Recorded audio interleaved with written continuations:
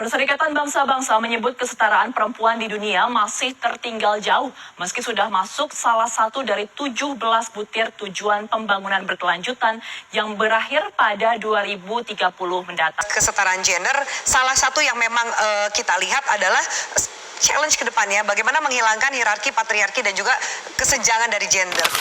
Dalam kehidupan yang terus bergerak, kita sering lupa bahwa setiap manusia memiliki atas kesempatan dan hak. Namun kenyataannya tidak selalu berbicara demikian.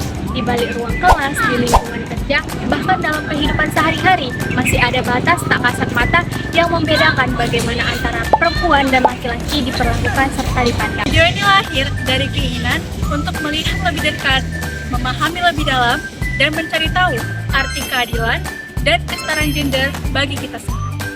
Inilah perjalanan dari kami mengenai isu kesetaraan gender, di mana suara, pengalaman, dan perubahan layak untuk diperjuangkan. Di tengah dinamika kampus, isu kesetaraan gender semakin penting. Sebagai mahasiswa, kita perlu memahami dan memperjuangkannya. Untuk itu, 3 mahasiswa akan berbagi pandangan mengenai tantangan dan harapan terkait kesetaraan gender di lingkungan kampus maupun masyarakat.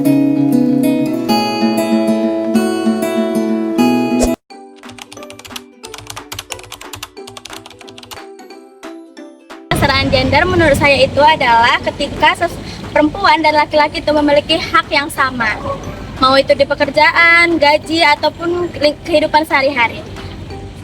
Kalau misalnya ditanya penting atau enggaknya, itu menurut saya itu sangat penting, karena walaupun kita berbeda gender, tapi ya karena kita hidup di dunia yang sama atau sebagai manusia itu harus memiliki hak yang sama.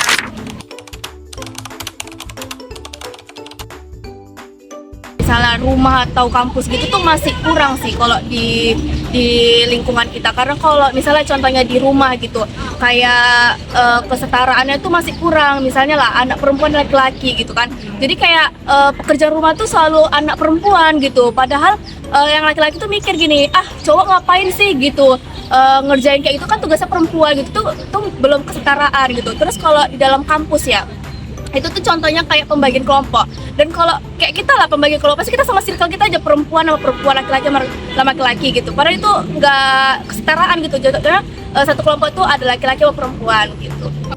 Contohnya mungkin di sisi pemimpin, masih banyak kita lihat banyak pemimpin atau pemimpin di organisasi itu masih laki-laki, itu mungkin, tapi itu pun nggak bisa kita salahkan juga, karena menurut saya sendiri juga emang tetap ada perbedaan antara laki-laki dan perempuan, bukan hanya dari sisi fisiknya mungkin ya, tapi juga dari sistem syarafnya.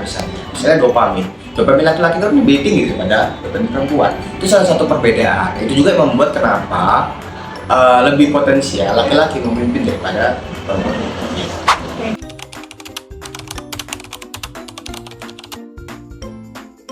Banyak gitu ya, dari mulai body shaming gitu ya, shaming perempuan terutama ya, terus laki-laki tidak boleh menangis ya kan, tidak boleh bercerita, laki-laki harus kuat ya. Pada umumnya itu terjadi sama laki-laki juga terjadi sama perempuan, cuman pandangan kita selama ini yang lebih banyak ke perempuan ya kan, perempuan harus jaga rumah, perempuan harus ngasuh anak, perempuan tidak boleh bekerja dan lain sebagainya. Kalau di media sosial itu beredar biasanya itu tentang pekerjaan rumah tangga, dan juga kayak body shaming perempuan itu tuh harus cantik lah, harus inilah gitu. Terus kalau kalau pekerjaan rumah tangga tuh biasanya udah perempuan itu juga cari duit, terus perempuan itu juga pekerjaan rumah gitu, laki-laki suaminya itu atau kepala rumah tangganya itu nggak ikut serta dalam pekerjaan rumah gitu.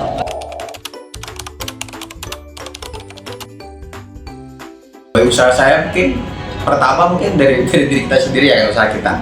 Kalau saya di kelas ya saya samakan itu peran saya dengan teman wanita saya, tidak saya bedakan lah pandangan antara laki-laki dan perempuan. Begitupun kebetulan saya di sini sebagai pemimpinnya organisasi saya di sini PMI, saya juga melibatkan perempuan sebagai pemimpin di kegiatan-kegiatan tertentu gitu. Ya itulah untuk ya itu cara kita tidak membeda-bedakan, berarti kan antara perempuan dan laki-laki kita samakan beban tugasnya, kita samakan haknya. Apalagi di sini PMI banyak aja perempuan, malah laki-laki ditindas. Sebagai mahasiswa itu saya mau melakukan edukasi tentang kesetaraan itu, terus juga membuat kampanye tentang kesetaraan gender itu, terus juga speak up gitu kalau ada perempuan yang diperlakukan tidak adil seperti itu.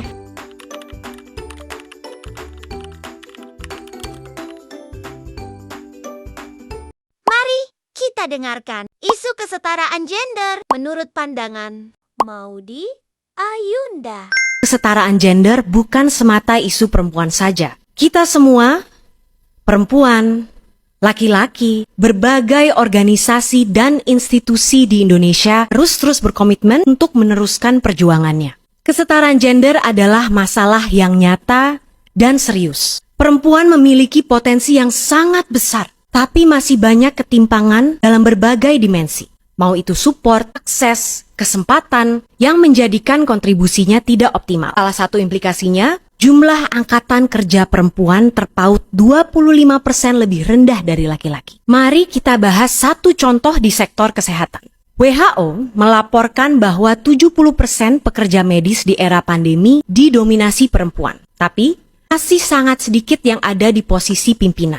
Dan ini tidak hanya dalam dunia medis. Hal yang sama terjadi di berbagai sektor. Selain masalah kesetaraan upah, perempuan juga sering mendapatkan kerja tambahan, diberi beban pekerjaan ganda, bahkan rentan pelecehan, kekerasan, dan sering menjadi korban bias gender. Melalui video ini, kita diingatkan kembali bahwa laki-laki dan perempuan sama-sama berhak dihargai dan diperlakukan dengan adil.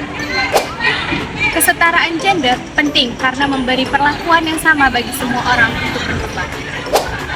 Perubahan dimulai dari hal kecil, cara kita memperlakukan dan memberi ruang satu sama lain. Kesetaraan gender adalah hak setiap orang.